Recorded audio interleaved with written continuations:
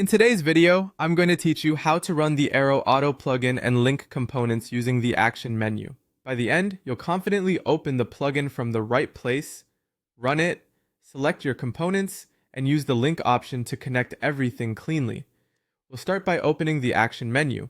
Look for the action icon in your interface. It's typically near the top bar and may appear as a lightning bolt, a kebab menu, or a similar quick action symbol.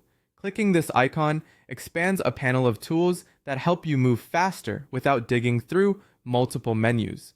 From there, choose Plugins and Widgets. This is the hub for all your installed extensions and widgets, and it's where Arrow Auto lives. You'll see a list, but to save time, use the built-in search within this area.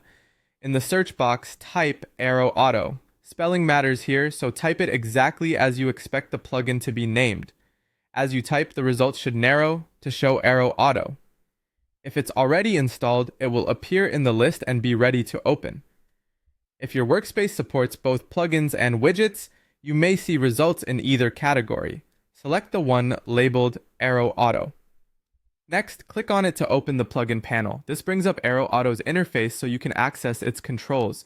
You'll typically see a simple window or sidebar with options specific to creating and managing connections. Now click on Run. This initializes the plugin so it can interact with your current file. Running ensures Arrow Auto recognizes your selections and can create links or connectors based on what you choose next. With the plugin running, select All Component. In other words, highlight the component you want the plugin to work with, or select all relevant components if your goal is to link everything together.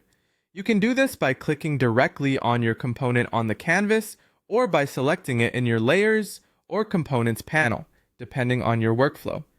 The key is to make sure the elements you want connected are actively selected so the plugin knows what to act on.